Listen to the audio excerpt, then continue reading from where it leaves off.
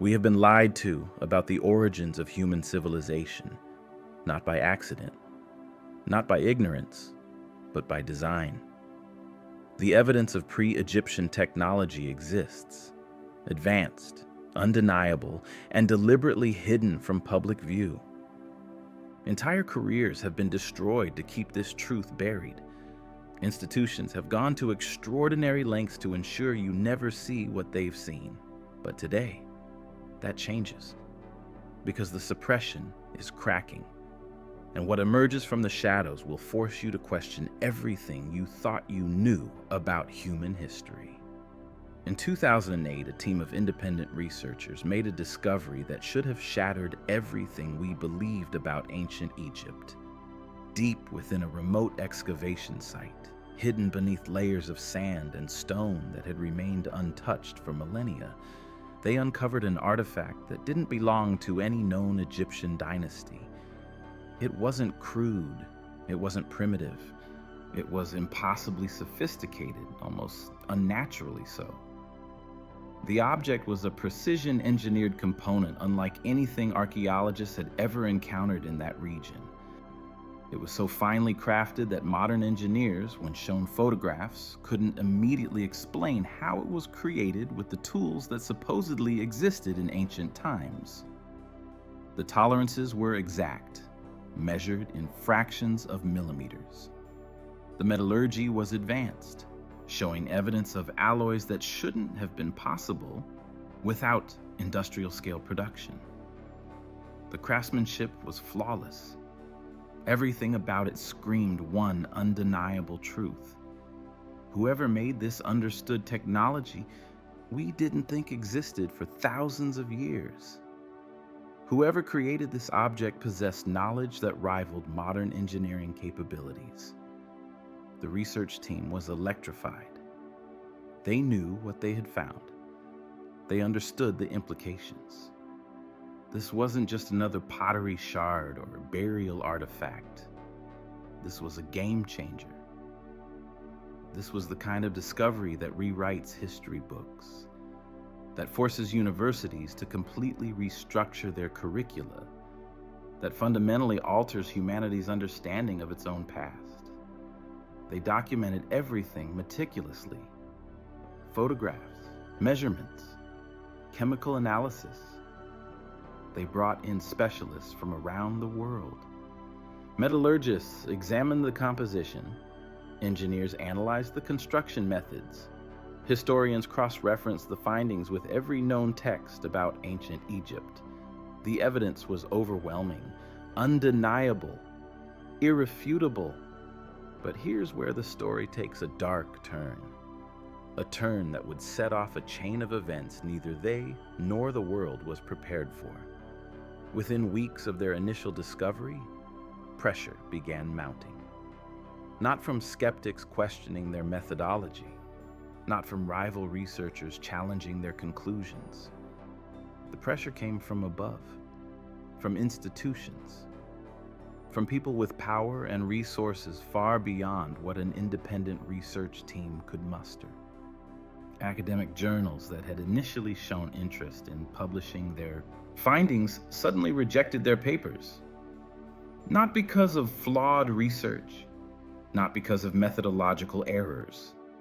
The rejections came with vague language about peer review concerns and questions about authenticity. But the peer reviewers themselves were never identified. The feedback was never provided. It was suppression dressed up in the language of scientific rigor. Funding sources that had promised to support the team's continued research mysteriously dried up.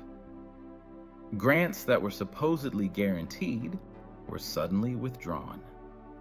Donors who had committed millions quietly backed away, offering no explanation beyond cryptic statements about reconsidering their priorities. The team's resources evaporated almost overnight, as if someone had systematically severed every financial lifeline they depended on. And then came the pressure on the team members themselves. Colleagues who had been friends for decades suddenly distanced themselves. Invitations to speak at conferences were rescinded. Academic positions were quietly terminated. One researcher's tenure was mysteriously challenged after 15 years of unblemished service. Another was forced into early retirement under circumstances that were never fully explained. The artifact itself? It vanished. The excavation site was officially closed to further research. Access was restricted. The artifact was transferred to a private collection, one so exclusive, so secretive, that its location remains unknown to this day. It was as if the object had never existed, as if the discovery had been erased from history. This wasn't an isolated incident. It was the beginning of a pattern we would eventually uncover. A systematic, decades-long effort to erase evidence of a technological civilization that predated everything we've been taught about ancient Egypt. A coordinated campaign of suppression that reached into the highest levels of academic institutions, government agencies, and private organizations. The researchers didn't understand it at first. They thought it was just bad luck, institutional resistance, the normal friction of challenging established ideas. They believed that if they just presented their evidence more clearly, if they just found the right journal, the right conference, the right platform, the truth would eventually break through. But what they didn't realize was that they had stumbled onto something far more dangerous than academic controversy. They had found proof of a conspiracy so vast, so deeply embedded in our most trusted institutions, that powerful people would stop at nothing to keep it hidden. They had discovered evidence that threatened the very foundation of our historical narrative, and there were forces determined to ensure that truth never reached the public consciousness. And it wasn't just this one artifact. There were others, dozens of them, scattered across museums in Europe, Asia, and Africa, hidden in private collections owned by billionaires and oligarchs, locked away in government vaults that officially don't exist, each one more damning than the last, each one telling the same impossible story. Human civilization was far more advanced than we've been told, each one representing a piece of a puzzle that someone desperately wanted to keep fragmented and hidden. The researchers began comparing notes with other teams around the world who had experienced similar suppression. They discovered a global network of scientists, archaeologists, and historians who had all encountered the same resistance. All had found anomalous artifacts. All had been silenced. All had watched their life's work disappear into the shadows. The question that haunted these researchers became the obsession that would define the rest of their lives. Why would anyone go to such extreme lengths to hide this truth? What could be so threatening about the existence of pre-Egyptian technology that entire institutions would mobilize to suppress it? What was at stake? What was worth destroying careers, erasing evidence, and maintaining a lie? The answer would be far more terrifying than they ever imagined. Because this wasn't just about history. It wasn't just about rewriting textbooks or adjusting our understanding of the past. This was about power, control, and keeping humanity disconnected from its true potential. To understand how such a massive conspiracy could exist, how evidence could be systematically suppressed across continents, how careers could be destroyed with surgical precision, how an entire historical narrative could be maintained despite contradictory evidence. You have to understand who benefits from the lie. The architects of this deception aren't shadowy figures operating from underground bunkers. They're not cartoon villains twirling mustaches in secret chambers. They're the institutions we've been taught to trust, the universities we admire, the museums we visit, the academic journals we consider the gold standard of scientific truth, the government agencies tasked with protecting our cultural heritage. They're woven into the very fabric of our society, which is precisely what makes them so effective at maintaining the lie. But this conspiracy didn't emerge overnight. It has roots that stretch back much further than most people realize. Roots that go back to the very foundations of how we study history and archaeology in the modern world. In the late 19th and early 20th centuries, Western institutions established themselves as the ultimate arbiters of historical truth. European and American museums, universities, and governments positioned themselves as the keepers of human knowledge. They controlled the narrative. They decided what was authentic and what was fraudulent. They determined which discoveries were worthy of serious academic consideration and which were dismissed as hoaxes or delusions. This power wasn't neutral. It was rooted in colonialism, in the assertion of Western superiority, in the desire to position Europe and America as the pinnacle of human achievement. And central to this narrative was the idea that ancient civilizations, particularly non-Western civilizations, were primitive, unsophisticated, incapable of advanced technological achievement without external help. The story of ancient Egypt was particularly useful for this purpose. Egypt was ancient, Egypt was African, and Egypt was non-Western. By positioning Egyptian civilization as impressive for its time, but ultimately limited in its technological capabilities, Western institutions could maintain a comforting hierarchy. The hierarchy that said, yes, the ancients were clever, but the real pinnacle of human achievement came with Western civilization. This narrative allowed Western powers to justify their dominance not just in the present, but retroactively throughout history. It created a false sense of inevitable progress, where Western civilization was simply the natural culmination of human development.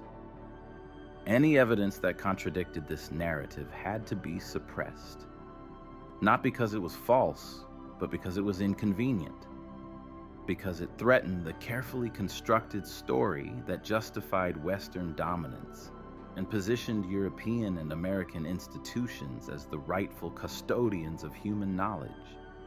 If ancient Egypt possessed technology we couldn't explain, if pre-Egyptian civilizations had achieved things we thought were impossible, the entire hierarchy collapsed. The comfortable story unraveled. Over the decades, this suppression became institutionalized. It wasn't a conscious conspiracy in the sense of a secret meeting where powerful people decided to hide the truth. It was something far more insidious. A system, a self-perpetuating system where the rules of what constitutes acceptable evidence, what passes peer review, what gets published in prestigious journals, all of these mechanisms were designed to filter out anything that didn't fit the established narrative. The system developed its own logic, its own internal consistency, its own justifications for why certain evidence should be excluded. Peer review became a gatekeeping mechanism. If you challenged the orthodoxy, your papers were rejected, not because they were poorly researched, but because they contradicted established doctrine. The reviewers, often the very people who had built their careers on the current narrative, had every incentive to maintain the status quo. Their reputations depended on it. Their funding depended on it. Their entire professional identity depended on it. A researcher who had spent 30 years building a career on a particular theory about ancient Egypt wasn't going to suddenly embrace evidence that proved that theory fundamentally wrong. The cognitive dissonance would be too painful. The professional consequences would be too severe. Academic conferences became echo chambers where only approved research was presented. The conference committees, composed of senior scholars, invested in the current paradigm, selected presentations that reinforced existing knowledge. Controversial papers were rejected before they ever reached the conference floor. Researchers who tried to present anomalous findings were told their work wasn't appropriate for the conference, or that it didn't meet scholarly standards, or that it was too preliminary for a public presentation. Grant funding was funneled exclusively to researchers whose work supported the established narrative. Career advancement became impossible for anyone who dared to question the foundations of the field. And all of this happened under the banner of scientific rigor and scholarly integrity, the very values that should have encouraged open inquiry and honest investigation. The language of science became a weapon. Terms like pseudoscience, fringe theory, and conspiracy thinking were weaponized against researchers who challenged the orthodoxy. These labels were applied not through rigorous academic critique, but through social pressure and institutional gatekeeping. A researcher could present solid evidence, rigorous methodology, and careful analysis. But if their conclusions contradicted the established narrative, they would be labeled as pseudoscientific. The label itself became sufficient grounds for dismissal without ever engaging with the actual evidence. But there were also more direct financial incentives at play. Museums depend on tourism. Tourism depends on a compelling historical narrative. If the story of ancient Egypt had to be completely rewritten, if we had to acknowledge that pre-Egyptian civilizations possessed advanced technology that we still don't fully understand, it would fundamentally disrupt the carefully curated museum experience. It would raise uncomfortable questions. It would require institutions to admit that they had been wrong, that they had suppressed evidence, that they had prioritized their own institutional interests over the pursuit of truth. Museum directors would face questions about why they had hidden artifacts. Curators would be asked to explain why certain findings had been excluded from exhibitions. Donors who had funded museum wings and galleries based on particular historical narratives would demand answers. Universities have similar incentives. Academic departments are built around established frameworks. Textbooks are written. Curricula are designed. Entire academic careers are constructed on the foundation of current historical understanding. Professors have built reputations teaching these frameworks. They've published books based on these assumptions. They've trained generations of students according to these principles. To acknowledge that this foundation is built on suppressed evidence would be to admit complicity in a massive deception. It would require dismantling decades of institutional structures. It would threaten the credibility of countless scholars. It would raise questions about the integrity of academic institutions themselves. How many other fields have similar suppressed evidence? How many other established narratives are built on hidden truths? Then there are the political dimensions. Governments have invested heavily in particular narratives about human history and civilization. These narratives serve political purposes. They justify certain power structures. They support particular ideologies. They reinforce particular worldviews about which civilizations are advanced and which are primitive. Any evidence that disrupts these narratives is seen as a threat to political stability and national interests. Governments have quietly pressured museums to limit access to certain artifacts. They've restricted archaeological digs in sensitive areas. They've used immigration and visa policies to prevent certain researchers from traveling to conduct investigations. The suppression isn't always overt. It's often subtle, operating through official channels and bureaucratic processes that obscure the underlying political motivation. And finally, there's the religious dimension. For centuries, religious institutions held the power to define historical truth. That power has diminished, but it hasn't disappeared. Certain religious narratives about human origins and the progression of civilization are deeply embedded in Western culture and Western institutions.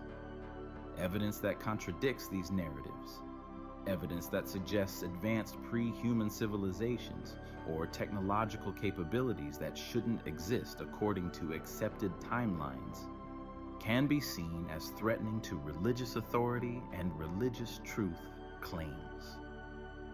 Religious organizations have quietly worked behind the scenes to suppress certain archaeological findings. They've funded research that supports particular historical narratives. They've used their influence to shape public discourse about human origins and ancient history. So the lie persists. Not because it's maintained by a few evil people in a secret society, but because it's maintained by a system.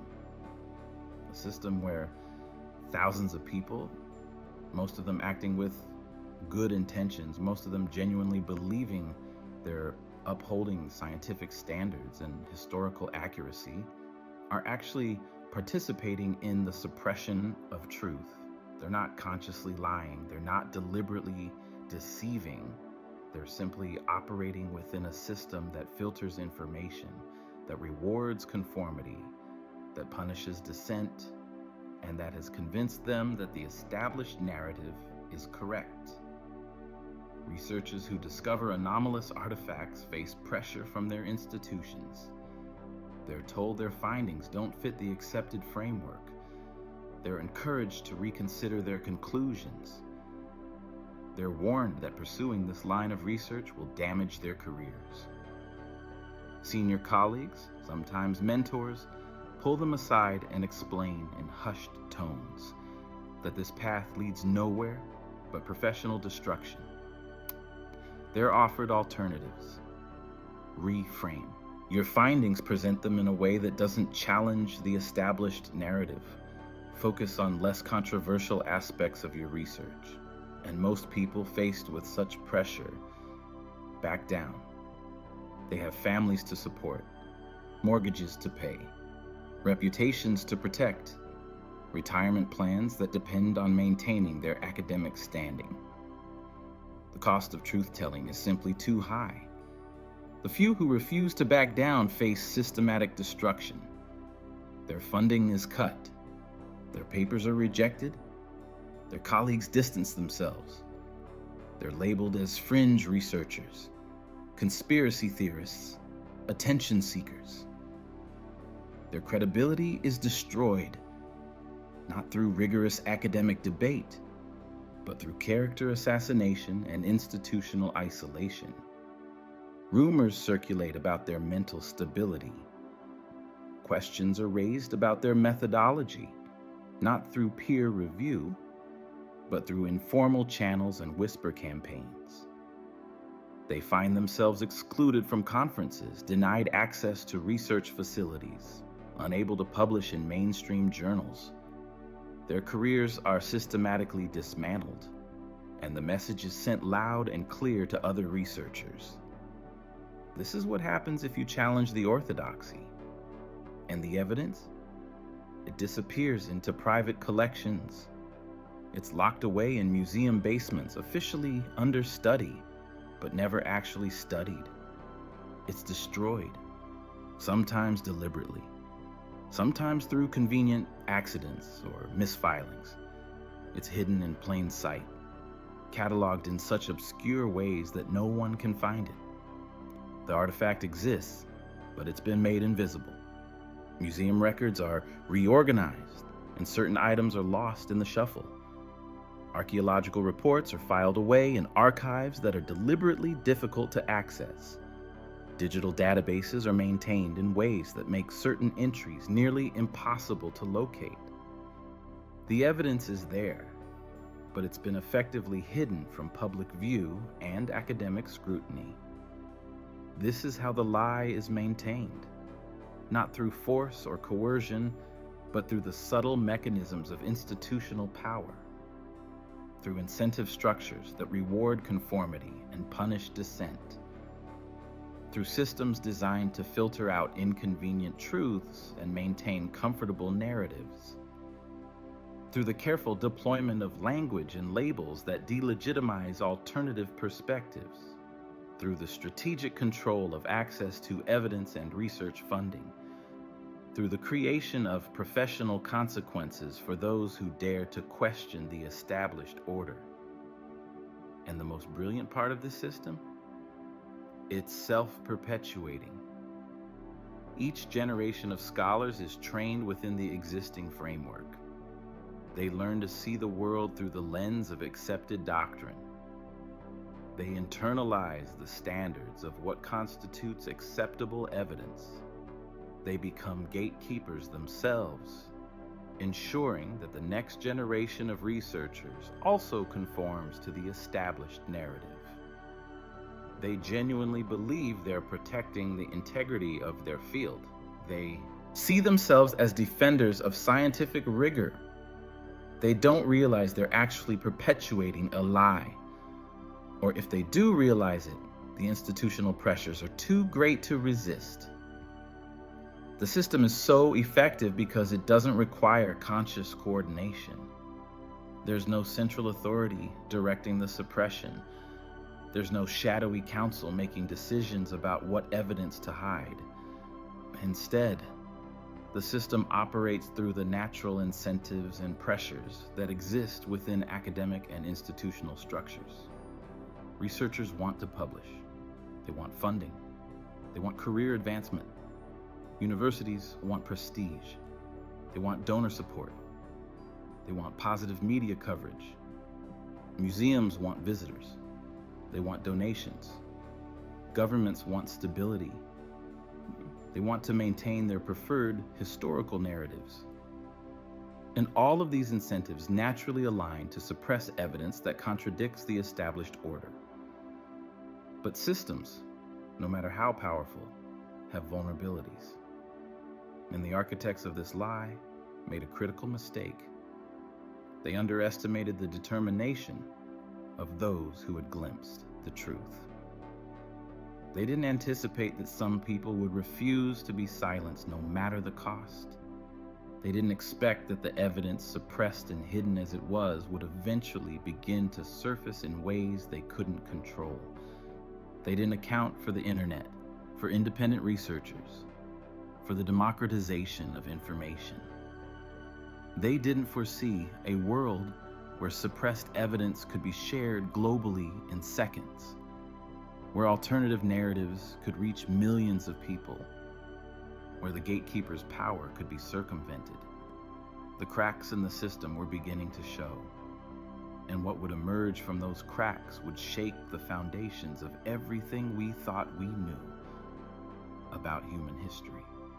The truth, it turns out, is far more resilient than any system designed to suppress it.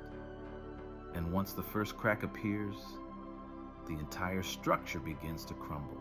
By 2015, something unprecedented was happening.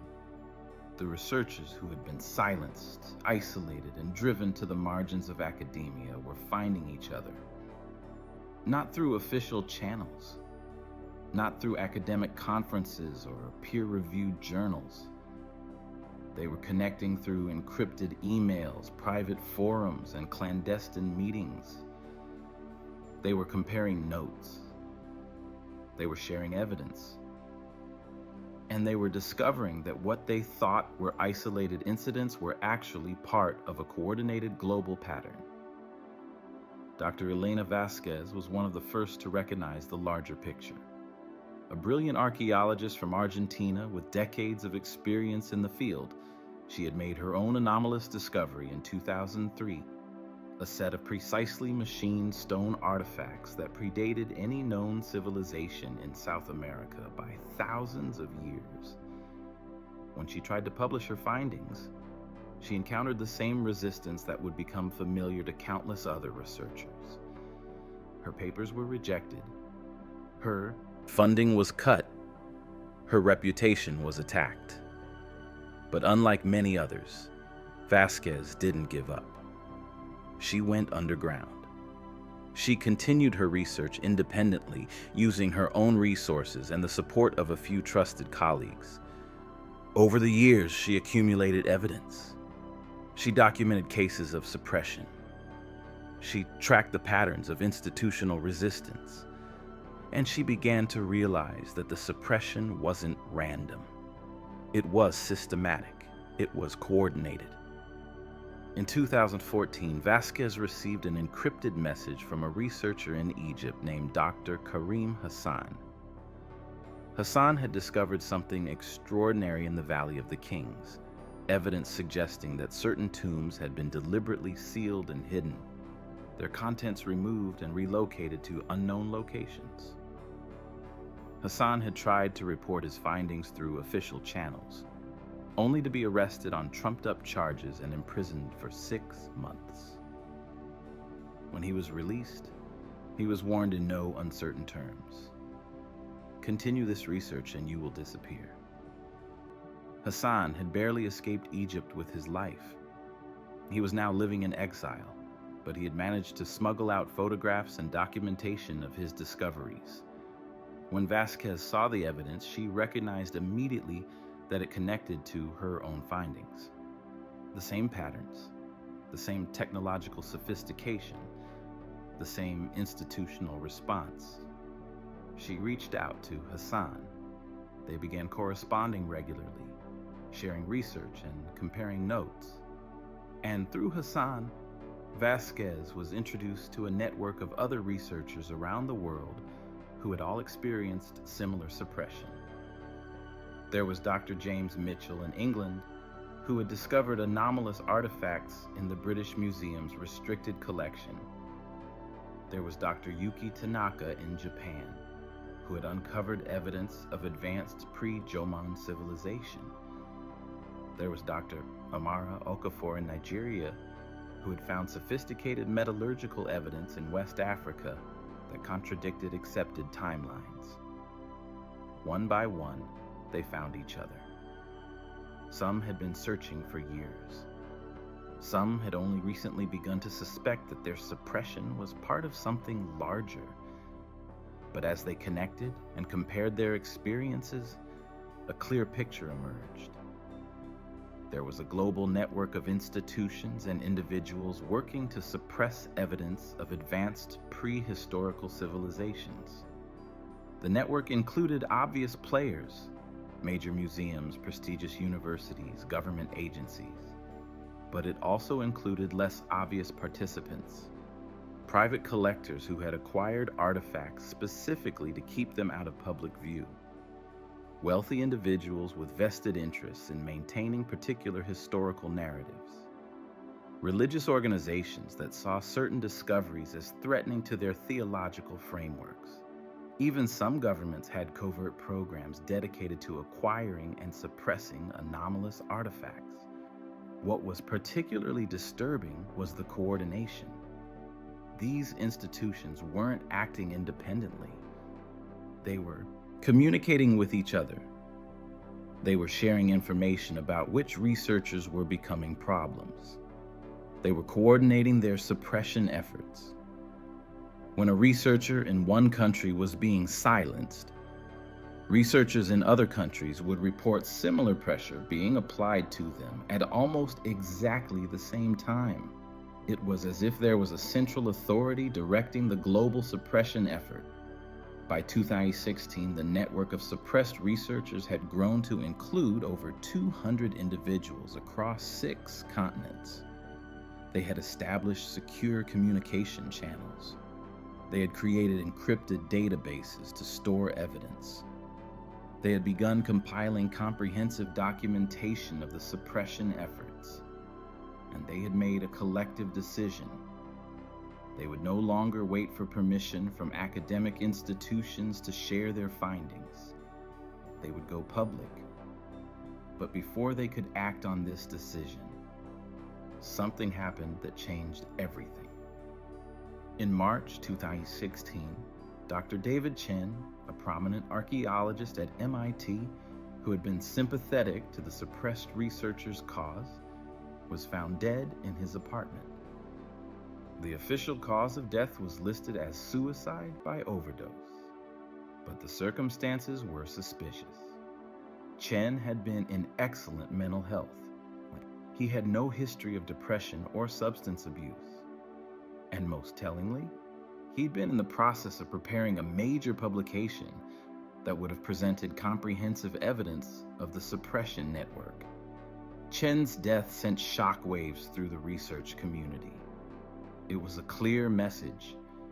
Those who threatened the system would face consequences. It didn't matter how prestigious you were. It didn't matter how well connected. If you became too much of a threat, you would be eliminated. The official narrative was that Chen had committed suicide, but the researchers in the network knew better. They had seen this pattern before. Researchers who became too vocal, too persistent, too close to exposing the truth would suddenly die under suspicious circumstances. Car accidents, mysterious illnesses, suicides that didn't quite add up. The deaths were always officially ruled as accidents or natural causes, but the pattern was unmistakable. After Chen's death, the network went deeper underground. They became more cautious. They encrypted their communications more thoroughly. They limited the number of people who knew about their activities, but they also became more determined. Chen's death had proven something they had long suspected. The stakes were higher than they had realized. The people maintaining the suppression weren't just protecting academic reputations or institutional interests. They were willing to kill to keep the truth hidden. Over the next 2 years, the network continued to grow, but in a more decentralized way. They established cells in different countries, each operating semi-independently but connected through secure channels. They recruited sympathetic academics, journalists, and government officials. They began to carefully leak evidence to trusted media outlets. They started publishing their findings on encrypted platforms that couldn't be easily shut down. And slowly, the truth began to emerge. In 2017, an independent journalist named Marcus Webb published a comprehensive investigation into the suppression of archaeological evidence. The investigation included interviews with over 50 researchers who had experienced institutional suppression. It included documentation of specific artifacts that had disappeared from museums. It included evidence of coordinated efforts to prevent certain research from being published. Webb's investigation was published online on multiple platforms, making it impossible to suppress completely. The response from academic institutions was swift and vicious. Webb was attacked as a conspiracy theorist. His credibility was questioned. Media outlets that had initially covered his investigation were pressured to retract their stories. But the damage was done. The investigation had reached millions of people. It had planted seeds of doubt about the official historical narrative. It had proven that the suppression was real. More journalists began investigating, more researchers began speaking out. The network that had been operating in the shadows for years was suddenly becoming visible. And with visibility came power. It became harder to suppress researchers when their names and faces and stories were known to the public. It became harder to dismiss evidence when it had been thoroughly documented and shared globally. But the institutions maintaining the suppression didn't give up. They adapted their strategy. Instead of trying to suppress the evidence entirely, they began to discredit it. They funded counter-studies that contradicted the findings of the suppressed researchers. They published papers arguing that the anomalous artifacts were frauds or misidentifications. they created elaborate alternative explanations for the evidence. They didn't deny that the evidence existed. They just argued that it meant something completely different from what the researchers claimed. This strategy was more effective than outright suppression. It created confusion. It allowed mainstream academia to acknowledge that certain anomalous artifacts existed while still maintaining that they didn't actually challenge the established historical narrative. It created space for debate without allowing the debate to fundamentally alter the accepted framework. But despite the counterattacks and the sophisticated disinformation campaigns, the truth was becoming increasingly difficult to suppress. The network of researchers had grown to include thousands of individuals by 2018. They had accumulated vast amounts of evidence. They had documented the suppression efforts in meticulous detail, and they had begun to piece together a picture of human history that was radically different from what we had been taught. What they discovered was both extraordinary and terrifying. The evidence suggested that there had been multiple advanced civilizations on Earth before the ones we officially recognize. These civilizations possessed technological capabilities that rivaled modern engineering. They had developed sophisticated metallurgy, advanced mathematics, and architectural techniques that we still don't fully understand. And then, at various points in history, these civilizations had disappeared. Some had been destroyed. Some had simply vanished, leaving behind only fragmentary evidence of their existence. The most disturbing part was that the suppression of this evidence had been deliberate and systematic for decades. Someone, or some group, had made a conscious decision to hide the truth about human history. They had invested enormous resources in maintaining the lie. They had destroyed careers and evidence and lives to keep this truth hidden. But why? What was the purpose of maintaining this particular historical narrative? What was so threatening about the existence of advanced prehistorical civilizations that it warranted such an extensive suppression effort? The researchers in the network had theories. Some believed it was about maintaining Western dominance and the myth of inevitable progress. Others thought it was connected to religious narratives about human origins. Some suspected it was about protecting the interests of certain powerful organizations that benefited from the current historical framework. But none of these theories quite explained the scope and intensity of the suppression. There had to be something more, something deeper, something that made the truth about human history so dangerous that powerful institutions around the world would coordinate to keep it hidden. And as the researchers dug deeper, as they connected more dots, as they began to see the larger pattern, they started to realize that they were uncovering something far more significant than just a suppressed historical narrative. They were beginning to understand that the lie about human history was connected to something else entirely. Something that would explain why the suppression had been so extensive, so coordinated, so ruthless. The truth about human history wasn't just about the past. It was about the present, and it was about the future of human civilization itself. The breakthrough came in late 2018 when a researcher named Dr. Sophie Leclerc made a discovery that would change everything. Leclerc was a linguist and code breaker who had joined the network in 2016. She had been tasked with analyzing ancient texts and inscriptions that the network had collected from suppressed archaeological sites around the world. The texts came from different civilizations, different continents, different time periods, yet they shared remarkable similarities. Leclerc began to notice patterns in the inscriptions. Not just linguistic patterns, but mathematical patterns. The texts weren't just describing historical events or religious beliefs. They were encoding information, complex information, information that seemed to describe technological processes, astronomical observations, and mathematical principles that shouldn't have existed in ancient times. Working with a team of cryptographers and mathematicians, Leclerc began to decode the inscriptions. What she discovered was staggering. The ancient texts contained detailed descriptions of advanced technologies.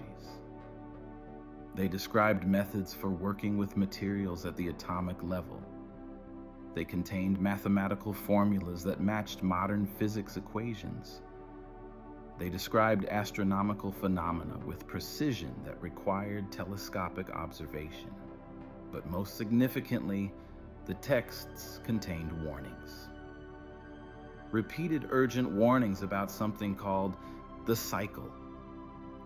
The warnings appeared in texts from different civilizations, separated by thousands of years and thousands of miles. They all described the same phenomenon, a cyclical pattern of civilization and collapse, a pattern that repeated throughout human history, a pattern that was about to repeat again. According to the ancient texts, advanced human civilizations had emerged multiple times throughout Earth's history. Each time, these civilizations had reached a certain level of technological sophistication, and each time, at roughly the same point in their development, they had faced a catastrophic collapse. The collapse wasn't caused by war or natural disaster or resource depletion. It was caused by something else. Something that the texts referred to as the convergence. The convergence, according to the ancient inscriptions, was a cyclical astronomical event, a rare alignment of celestial bodies that occurred approximately every 12,000 years. When the convergence occurred, it triggered catastrophic changes on Earth. Massive earthquakes, volcanic eruptions, climate shifts, and other geological upheavals that devastated civilizations and reset human progress. The ancient texts suggested that advanced civilizations had learned to predict the convergence. They had developed technologies to protect themselves from its effects. But the texts also suggested that there were forces, powerful forces, that wanted the convergence to occur. Forces that benefited from the cyclical collapse of human civilization. Forces that actively worked to prevent advanced civilizations from developing the technology needed to survive the convergence. Leclerc's analysis of the texts revealed something even more disturbing. The next convergence was predicted to occur in 2027. That was less than 9 years away. When Leclerc presented her findings to the network, the reaction was profound shock. The researchers had expected to uncover evidence of suppressed historical events. They had expected to find proof of advanced prehistorical civilizations, but they hadn't expected to find evidence of an impending catastrophic event that could devastate human civilization. More significantly, they hadn't expected to find evidence that the suppression of historical truth was directly connected to preventing humanity from preparing for this event. The network began investigating the connection between the convergence and the suppression efforts. And what they discovered was deeply troubling. The institutions and individuals who had been suppressing evidence of advanced prehistorical civilizations were the same ones who had been preventing research into the convergence. The same funding sources that had cut off research into anomalous artifacts were also funding disinformation campaigns about astronomical cycles. The same academic gatekeepers who had rejected papers about ancient technology were also rejecting papers about cyclical catastrophism. It became clear that the suppression wasn't random or ideologically motivated. It was strategic. Someone, or some group, had deliberately worked to prevent humanity from understanding its own history and the cyclical pattern of civilization and collapse. They had worked to prevent humanity from developing the technology needed to survive the convergence.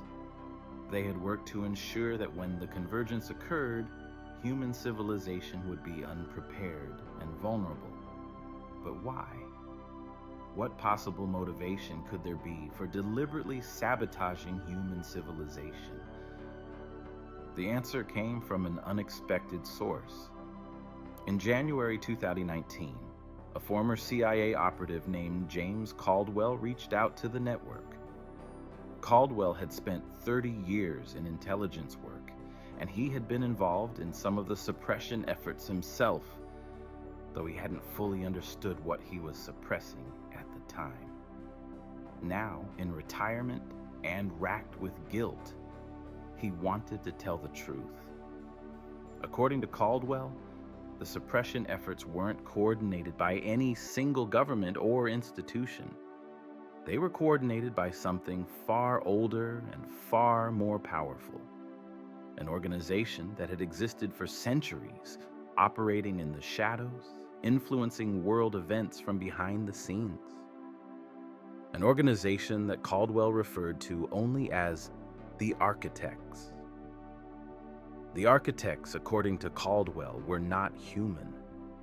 Or rather, they had not been human for thousands of years. They were the descendants of the advanced prehistorical civilizations that the network had been uncovering. They had survived the convergence events that had destroyed other civilizations. They had developed technology that allowed them to extend their lifespans far beyond normal human limits.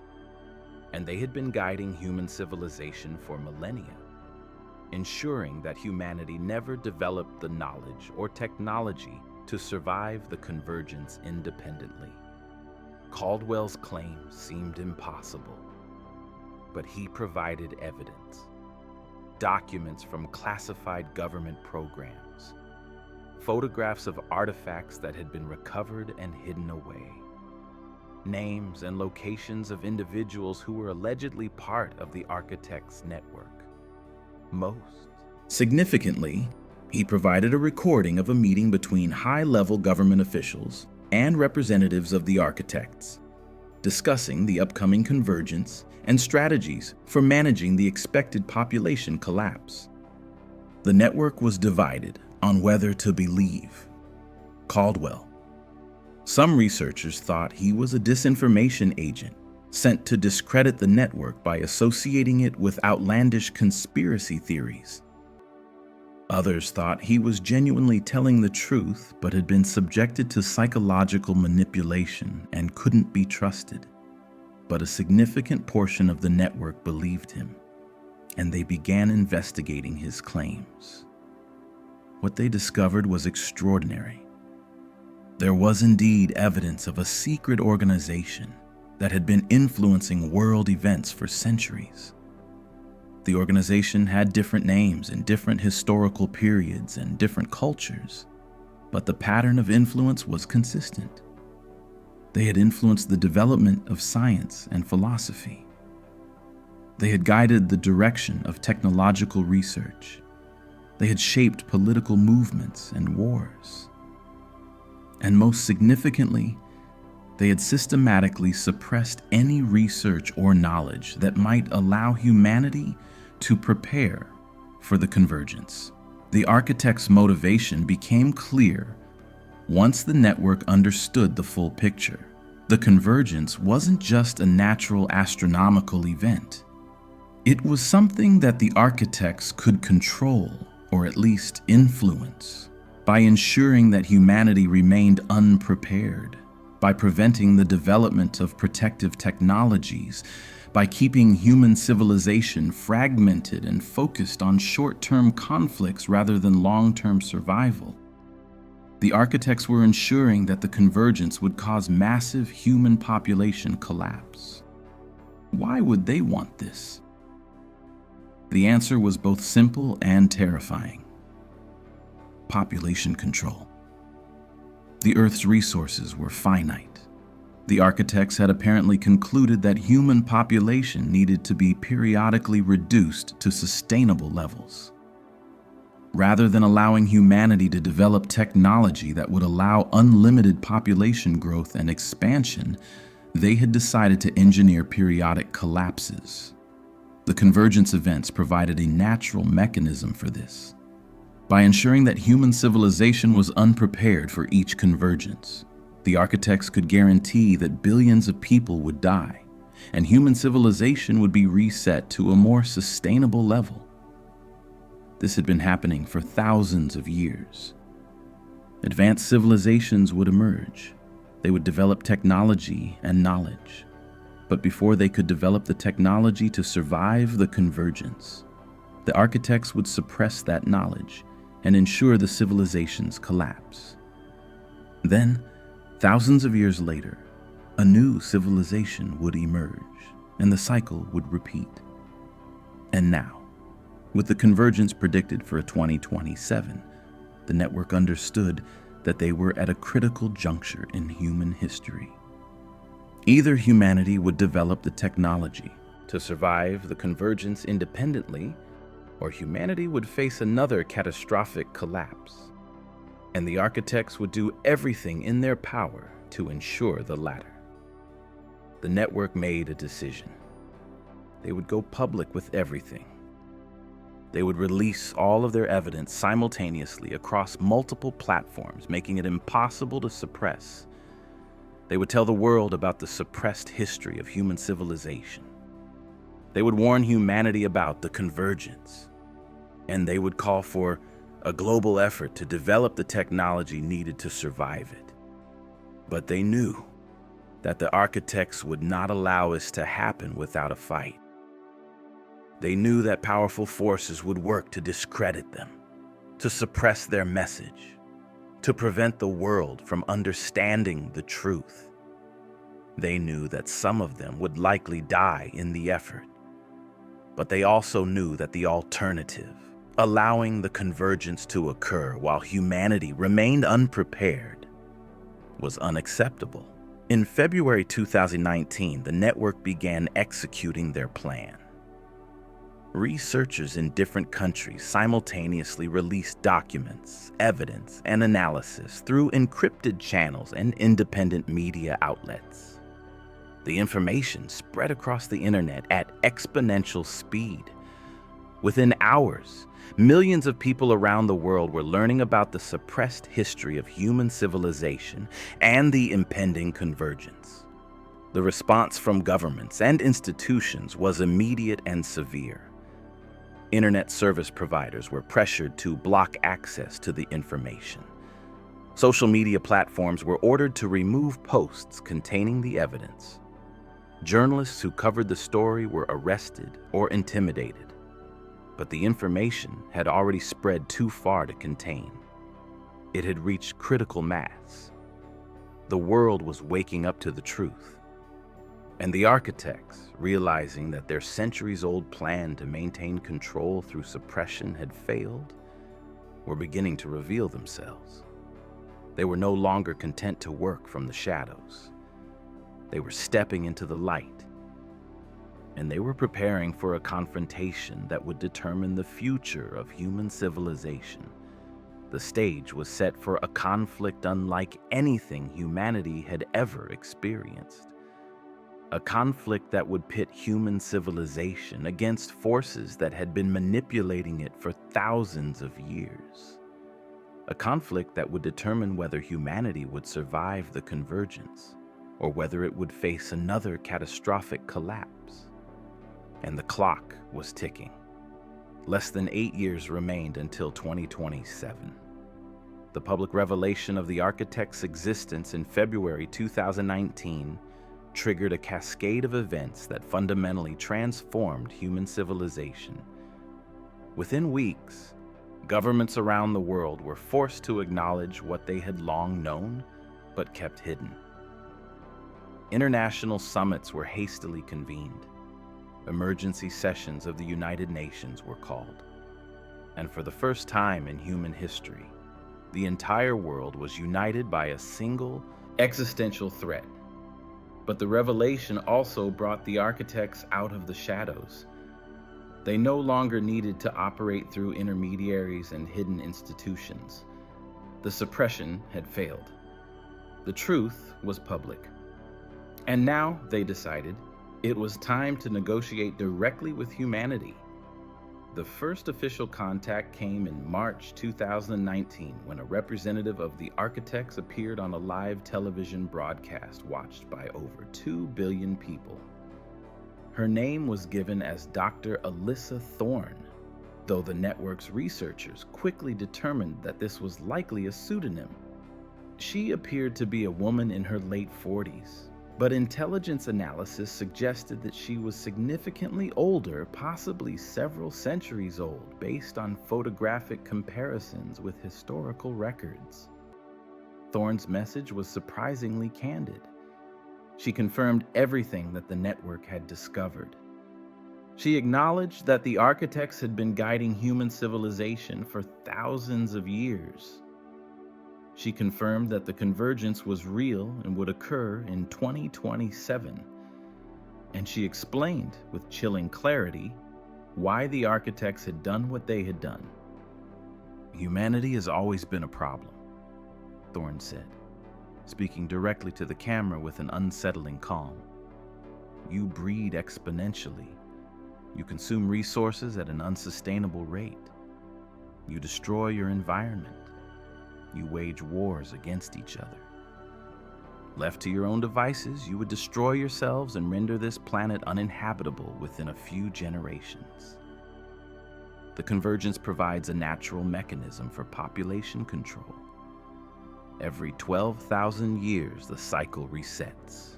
Billions die. Civilization collapses. And humanity is given another chance to develop in a more sustainable way. When pressed by the interviewer about the morality of deliberately engineering human suffering and death, Thorne responded with what could only be described as cold logic. Morality is a human construct, she said. It's a useful fiction that allows your species to cooperate despite your competitive instincts. But from our perspective, morality is irrelevant. What matters is sustainability. What matters is ensuring that intelligent life continues to exist on this planet. The convergence cycle has been remarkably effective at achieving that goal. Yes, billions die, but billions survive, and those survivors rebuild civilization in a more balanced way, at least for a few thousand years until the cycle begins again. The revelation sent shockwaves through human society. Religious leaders struggled to reconcile Thorne's revelations with theological frameworks about divine providence and human free will. Philosophers debated whether the architects' actions, however brutal, were justified by their logic of sustainability. Political leaders faced unprecedented pressure to respond to the threat, and ordinary people around the world grappled with the terrifying knowledge that their species was not in control of its own destiny. But there was also something unexpected: resistance from within the architects' own ranks. Within days of Thorne's broadcast, another representative of the architects came forward, a man named Dr. Marcus Reeves, who identified himself as a dissident within the architects' organization. Reeves had apparently been part of a faction within the architects that had begun to question their civilization's approach to population control. He claimed that there was significant disagreement among the architects about whether the convergence cycle should continue. Not all of us believe in the inevitability of collapse, Reeves said in a recorded statement that was released through the network's secure channels. Some of us believe that humanity has the potential to develop into a sustainable civilization without requiring periodic resets. Some of us believe that the architects have the moral obligation to help humanity survive the convergence, rather than engineering its collapse. Reeves's statement suggested that the architects were not a monolithic organization with unified goals. There were factions. There were disagreements. And these disagreements had apparently been escalating for years. The network's researchers began investigating Reeves's claims, and what they discovered was significant. There was indeed evidence of conflict within the architects' organization. Communications that had been intercepted suggested that the architects had been debating the future of the convergence cycle for decades. Some factions apparently wanted to continue the cycle indefinitely. Others wanted to help humanity develop the technology to survive independently. And still others wanted to abandon Earth entirely and focus their efforts on other planets and star systems. The revelation of internal conflict within the architects provided a glimmer of hope. If the architects were divided, then perhaps humanity could exploit those divisions. Perhaps there was a faction within the architects that could be persuaded to help humanity prepare for the convergence. The network began secret negotiations with Reeves and the faction he represented. They offered a deal. If the architects would provide humanity with the technological knowledge needed to survive the convergence, the network would work to ensure that humanity developed in a sustainable way without requiring periodic population collapses. But negotiating with the architects proved to be far more complex than anyone had anticipated. The architects operated according to logic and principles that were fundamentally alien to human thinking. They thought in terms of centuries and millennia. They viewed individual human lives as statistically insignificant. They had no emotional attachment to human suffering because they had transcended emotion thousands of years ago.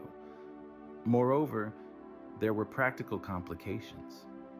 The knowledge that humanity needed to survive the convergence was not simple. It wasn't just a matter of providing a few technological blueprints. Humanity would need to develop an entirely new scientific and technological framework. They would need to understand physics at a level that current human science had barely begun to explore. They would need to develop materials and energy sources that didn't currently exist. And they would need to do all of this in less than 8 years. The timeline was impossibly tight. But as Reeves pointed out, it was not impossible for the architects. They had the knowledge. They had the technology. They could accelerate human development dramatically if they chose to. The question was whether they would choose to. In May 2019, after months of secret negotiations, a tentative agreement was reached. The architects' dissident faction, led by Reeves, agreed to provide humanity with technological knowledge and resources to develop survival technology for the convergence. In exchange, humanity agreed to implement strict population control measures and commit to sustainable development practices that would prevent the need for future convergence cycles. The agreement was formalized in a document that came to be known as the Pact. It was signed by representatives of the major world governments, the network of suppressed researchers, and the dissident faction of the architects. For the first time in human history, humanity had entered into a formal agreement with an extraterrestrial intelligence. But the pact immediately provoked a crisis.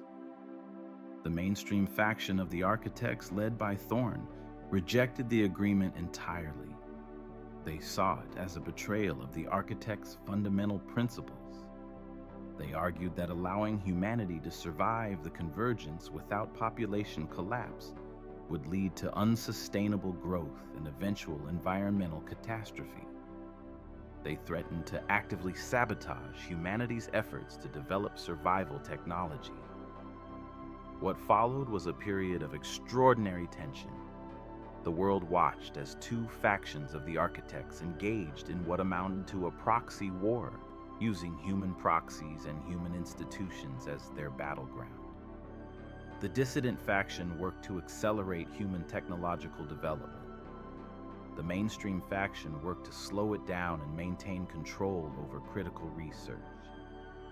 Governments were caught in the middle, forced to choose sides or attempt to remain neutral. Intelligence agencies that had previously been working for the architect's mainstream faction were now being pressured to switch their allegiance to the dissident faction. Scientists who had been suppressing research were now being asked to accelerate it. Entire institutions were torn apart by internal conflict as individuals at every level had to decide where their loyalties lay. The network of suppressed researchers, meanwhile, suddenly found themselves in a position of unprecedented influence. They were no longer marginalized outsiders. They were now at the center of humanity's survival effort. The very research that had been suppressed for decades was now being urgently pursued with unlimited funding and resources. Dr. Elena Vasquez, who had been one of the first researchers to recognize the global pattern of suppression, found herself appointed as the head of a new international organization called the Convergence Survival Initiative. The CSI was tasked with coordinating humanity's technological development effort across all nations and all scientific disciplines. But even with Reeves' faction providing technological knowledge and resources, the challenge was staggering. Humanity had to develop entirely new scientific frameworks. They had to build technologies that had never existed before. They had to do it in less than 8 years. And they had to do it while simultaneously dealing with the internal conflict within the architects' organization and the resistance from the mainstream faction. Moreover, there were unexpected complications. As Reeves began providing technological knowledge to the CSI, it became clear that the architects' understanding of physics and engineering was not simply more advanced than humanity's. It was fundamentally different. The architects had apparently discovered principles of physics that mainstream human science hadn't even conceived of. They had developed technologies that seemed to violate the laws of physics as humans understood them. This created a crisis within the scientific community. Physicists and engineers had to essentially unlearn everything they thought they knew about how the universe worked.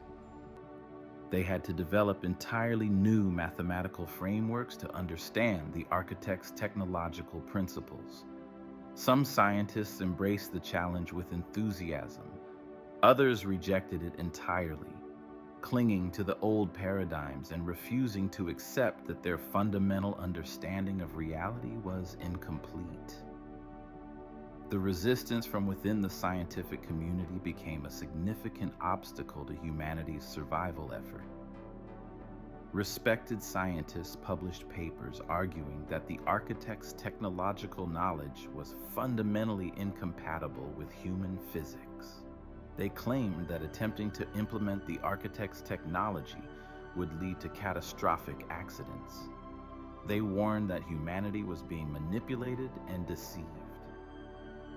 But as time passed and the CSI's research teams began successfully implementing the architect's technological principles, the resistance gradually faded. The evidence was undeniable. The technology worked, and it worked in ways that suggested that the architect's understanding of physics was not just more advanced, but fundamentally more accurate than humanity's current understanding. By late 2019, humanity had begun construction of the first convergence shelter, a massive underground complex designed to protect a significant portion of humanity during the catastrophic events predicted for 2027. The shelter was being built with technology provided by the architect's dissident faction. It was designed to be self-sufficient with its own power generation, food production, and life support systems. Multiple shelters were being constructed around the world, in different locations, to ensure that humanity's survival wasn't dependent on any single location. But as the shelters neared completion, a new crisis emerged. The mainstream faction of the architects, led by Thorne, began actively sabotaging the construction efforts. Facilities were destroyed. Scientists were assassinated. Supply lines were disrupted. It became clear that the mainstream faction was determined to prevent humanity from developing the technology to survive the convergence.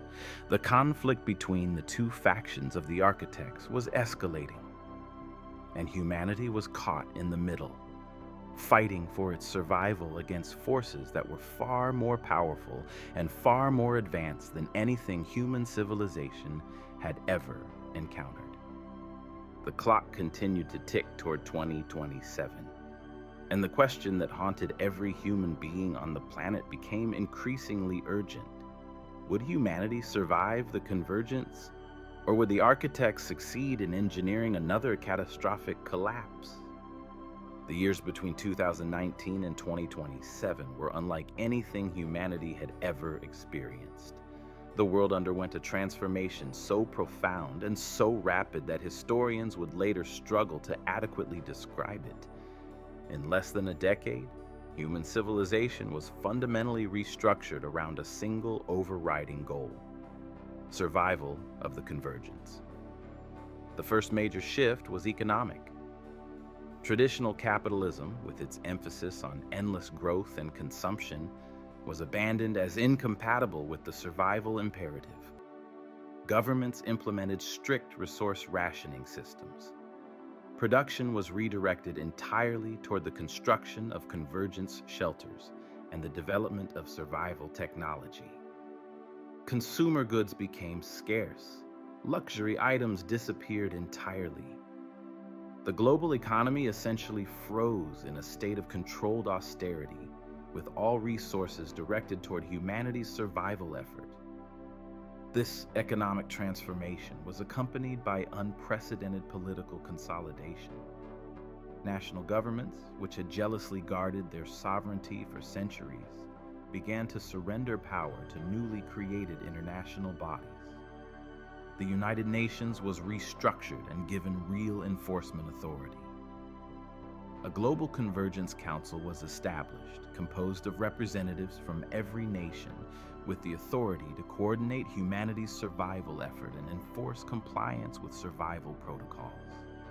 Some nations resisted this consolidation of power. There were uprisings and rebellions in various parts of the world. But the resistance was ultimately futile. The survival imperative was too urgent. The threat was too existential. And those who refused to cooperate with the global survival effort were essentially cut off from access to the convergence shelters, which meant they were, in effect, sentenced to death when the convergence occurred. The political consolidation also led to unprecedented transparency. Governments released classified information about the architects, about the suppressed history of human civilization, about the previous convergence cycles. The veil of secrecy that had shrouded world governments for centuries was torn away. People around the world learned truths about their history and their world that had been hidden for generations. But transparency also brought social upheaval. Religious institutions struggled to reconcile their theological frameworks with the revelation that humanity's history was far more complex and far more ancient than religious texts suggested. Some religious leaders embraced the new reality and reinterpreted their traditions to accommodate it.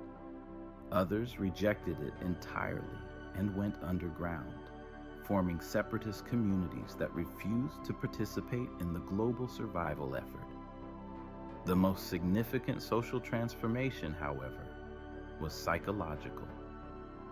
For the first time in human history, every person on the planet was consciously aware that they were living in the final years before a catastrophic event. Every person knew that they might not survive. Every person was forced to confront their own mortality and the mortality of human civilization itself. This collective awareness of impending doom had paradoxical effects. On one hand, it led to unprecedented cooperation and solidarity. Nations that had been enemies for centuries worked together. Ethnic groups that had been in conflict for generations set aside their grievances. Religious communities that had been at odds for millennia cooperated on survival efforts. The shared threat created a sense of common humanity that transcended all the divisions that had previously separated people. On the other hand, the awareness of impending doom also led to despair, nihilism, and social breakdown in some regions. In areas where the convergent shelters were not being built, where people believed they had no chance of survival, there were waves of suicides, mass riots, and complete social collapse. Some regions descended into chaos as traditional authority structures broke down and people abandoned hope for the future. The convergent shelters themselves became the focal points of human civilization. They were not just physical structures, they were symbols of hope and survival. Lottery systems were established to determine who would be allowed into the shelters. Billions of people competed for the limited spots. Families were torn apart as some members won the lottery and others didn't. The shelters became both the greatest hope and the greatest source of despair in human society. Construction of the shelters proceeded at an unprecedented pace, driven by technology provided by the architects' dissident faction. The shelters were marvels of engineering, massive underground complexes that could sustain millions of people for years. They were equipped with hydroponic gardens for food production, advanced air purification systems, power generation facilities, and comprehensive medical facilities. They were designed to be completely self-sufficient, capable of supporting human life indefinitely without any external resources. But as the shelters neared completion, the sabotage efforts from the architects' mainstream faction intensified. In 2024, a shelter in the Middle East was destroyed by what appeared to be a precisely targeted energy weapon. Thousands of people died. The destruction was so complete that investigators couldn't determine exactly what had happened. But the message was clear. The mainstream faction of the architects was determined to prevent humanity from surviving. The CSI, led by Vasquez, responded by implementing security measures so extreme that they bordered on martial law. Shelters were surrounded by military installations. Access was restricted to authorized personnel only. Advanced detection systems were installed to identify and neutralize threats from the architects' mainstream faction. The shelters became fortress-like structures, designed not just to protect humanity from the convergence, but to protect humanity from the architects themselves. The conflict between the two factions of the architects continued to escalate. There were reports of direct confrontations between the dissident faction and the mainstream faction in various locations around the world. These confrontations involved technology so advanced and so destructive that they left landscapes fundamentally altered.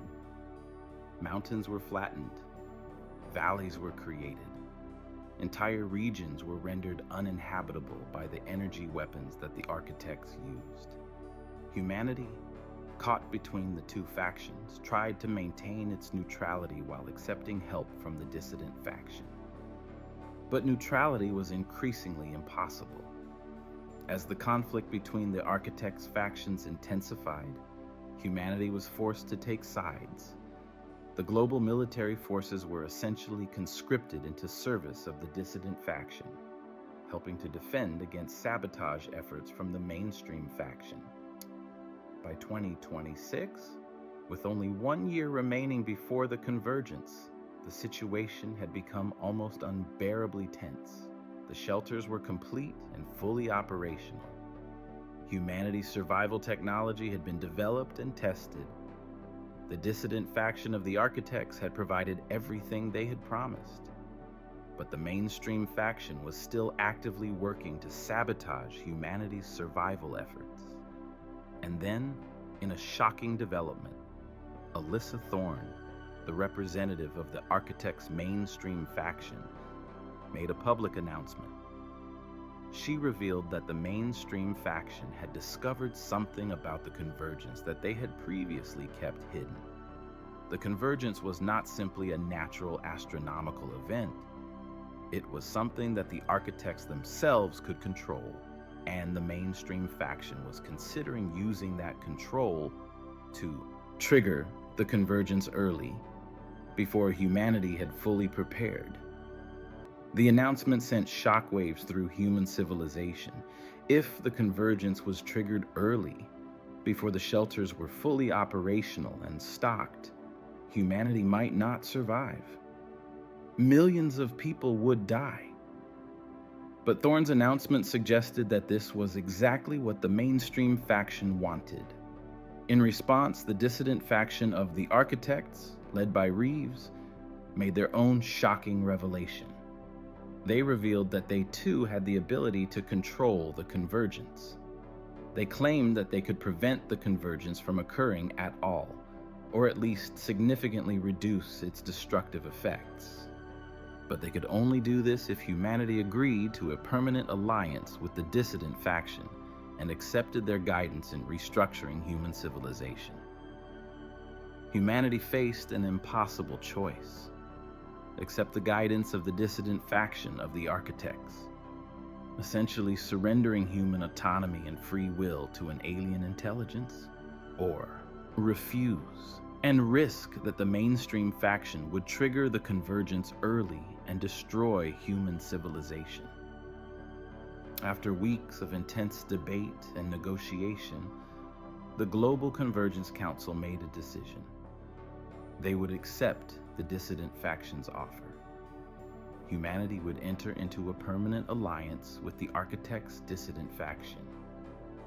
In exchange, the dissident faction would prevent the mainstream faction from triggering the convergence early and would minimize the destructive effects of the convergence when it occurred.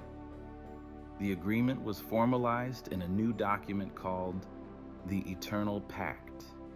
It committed humanity to accepting guidance from the architects' dissident faction in matters of long-term civilization planning and development. It essentially made humanity a junior partner in a galactic civilization governed by the architects. Some people saw this as the salvation of humanity. Others saw it as the end of human independence and autonomy. But there was no time for philosophical debate. The convergence was coming, and humanity had to make a choice between survival under alien guidance or potential extinction. As 2027 approached, humanity held its collective breath.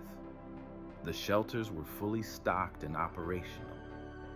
Billions of people had been selected through lottery to enter the shelters. The rest of humanity prepared to face whatever the convergence would bring.